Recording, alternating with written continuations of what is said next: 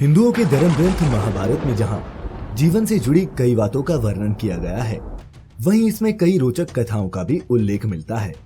ये तो सभी जानते हैं कि महाभारत के युद्ध में वासुदेव कृष्ण अपने सखा अर्जुन के सारथी बने। उन्होंने युद्ध के पहले दिन अर्जुन के युद्ध के लिए मना करने पर गीता का अनमोल ज्ञान दिया था और ऐसा भी माना जाता है कि श्री कृष्ण के कारण ही पांडवों को महाभारत के युद्ध में विजय मिली थी। लेकिन दर्शकों, महाभारत युद्ध के दौरान एक समय ऐसा भी आया जब श्री कृष्ण कर्ण के डर से अचानक कुरुक्षेत्र मैदान से भाग खड़े हुए। दर्शकों, आज की इस वीडियो में हम आपको बताएंगे कि आखिर ऐसा क्या हुआ था जिस वजह से कुरुक्षेत्र के मैदान से श्री कृष्ण कर्ण को देखकर अचानक भाग खड़े हुए।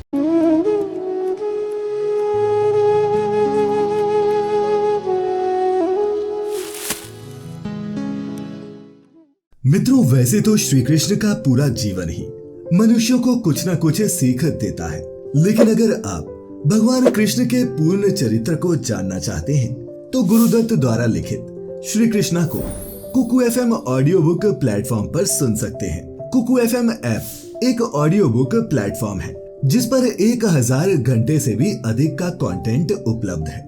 इस ऐप को आप नीचे डिस्क्रिप्शन में दिए हुए लिंक से डाउनलोड कर सकते हैं और 22 से 28 फरवरी तक आप FAB50 कूपन कोड का इस्तेमाल कर 50% डिस्काउंट पा सकते हैं। ये कथा उस दिन की है जब कुंती पुत्र अर्जुन ने शिखंडी की मदद से भीष्म पितामह को कुरुक्षेत्र के मैदान में बाणों की शैया पर लिटा दिया। भीष्म पितामह के युद्ध के मैदान से हटने के बाद उस दिन पहली बार सूर्यपुत्र कर्ण ने युद्ध के मैदान में प्रवेश किया, क्योंकि भीष्म पितामह ने अपने ध्वज तले कर्ण को युद्ध करने से ये कहते हुए मना कर दिया था कि तुम एक सूत पुत्र हो और जब तक मैं युद्ध के मैदान में रहूंगा तब तक कोई भी सूत मेरे ध्वज तले युद्ध नहीं कर सकता। गंगा पुत्र भीष्म के बाणों की छैया पर लेटने के बाद कर्ण युद्ध के मैदान में आते ही पांडवों की सेना का विनाश करने लगा, जिससे पांडवों की सेना में हाहाकार मच गया। कर्ण ने युद्ध के मैदान में आते ही ये जता दिया कि उसके रहते कौरव इतनी जल्दी हार नहीं मानने वाले हैं। अपने युद्ध कौशल से कर्ण ने जीत का पलड़ा कौरवों की ओर झुका दिया।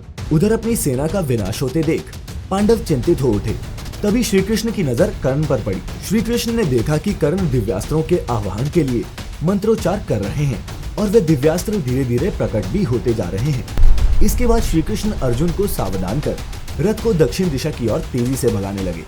अचानक श्री कृष्ण के रथ को भागता देख अर्जुन हैरान रह गया और उनसे भागने का कारण पूछा। अर्जुन के प्रश्न सुनकर वासुदेव कृष्ण ने कहा कि हे अर्जुन, धर्म की स्थापना के लिए तुम्हारा जीवित रहना आवश्यक है और तुम मुझे सबसे प्रिय भी हो, इसलिए मैं तुम्हें खोना नहीं चाहता। अर्जुन कृष्ण की ये बात नहीं समझ पाए और श्री कृष्ण से बोले, हे नारायण, आपकी बात मेरी समझ में नहीं आई। कृष्ण ने जवाब दिया, अर्जुन, कर्ण दिव्यास्त्रों का आह्वान कर रहा है और उसका लक्ष्य तुम हो। तुम्हारे ही वध के मंतव्य से वह इंद्र की दी हुई शक्ति का आह्वान कर रहा है, इसीलिए मैं तुम्हें रणभूमि से इतना दूर ले आया हूँ। इंद्र की इस शक्ति का कोई काट नहीं है। इस शक्ति से जिस किसी पर प्रहार किया जाए उसकी मृत्यु निश्चित है। ये सुनकर अर्जुन चिंतित हो जाता है, लेकिन कृष्ण मुस्कुराते हुए कहते हैं कि तुम चिंता ना करो पार्थ, मैंने कर्ण की इस दिव्य शक्ति की काट खोज ली है।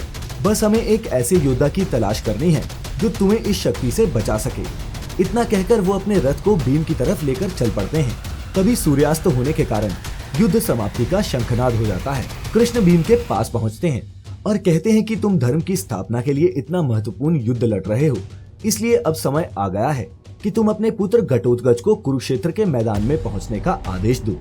कृष्ण की बात सुनकर भीम अपने पुत्र घटोत्कच को युद्ध के मैदान में आने का आदेश देता है। अगले दिन घटोत्कच रणभूमि में आ पहुंचता है।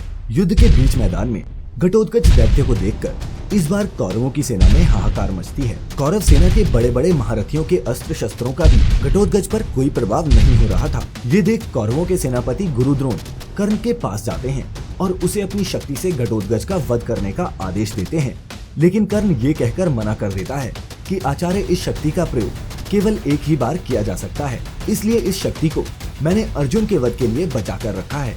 ये सुन आचार्य द्रोण क्रोधित हो जाते हैं और कर्ण से कहते हैं, अगर तुमने इंद्र की इस शक्ति से घटोत्कच का अंत नहीं किया तो कौरव सेना का कोई भी व्यक्ति जीवित नहीं रह पाएगा, तुम भी नहीं।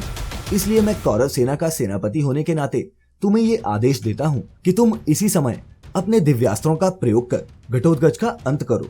अपने सेनापति का आदेश मानते हुए कर्ण उस शक्ति से घटोत्कच का अंत कर देता है। घटोत्कच की मृत्यु की खबर सुन सभी पांडव दुखी हो जाते हैं, लेकिन श्री कृष्ण मुस्कुराने लगते हैं। पांडवों के पूछने पर श्री कृष्ण कहते हैं कि अर्जुन के जीवित रहने के लिए घटोत्कच का मरना जरूरी था और यही इसका प्रारब्ध भी था। तो देखा दर्शकों, भगवान कृष्ण ने कैसे अपनी छोटी छोटी लीलाओं से पूरे महाभारत का परिणाम ही बदल दिया। अगर घटोत्कच उस दिन युद्ध क्षेत्र में न उतरता तो कर्ण उस दिव्यास्त्र से अर्जुन का निश्चय ही वध कर देता। आपको क्या लगता है दोस्तों, कर्ण और अर्जुन में से कौन ज्यादा बलशाली था? नीचे कमेंट्स में हमें जरूर बताएं। उम्मीद करता हूँ आपको हमारी आज की ये वीडियो पसंद आई होगी। पसंद आई हो तो ज्यादा से ज्यादा लाइक और शेयर करें। साथ ही ऐसी और भी धार्मिक कथाओं के लिए सब्सक्राइब करना ना भूलें। लाइक करें हमारा फेसबुक पेज भी। आज के लिए फिलहाल इतना ही। आपका बहुत बहुत शुक्रिया।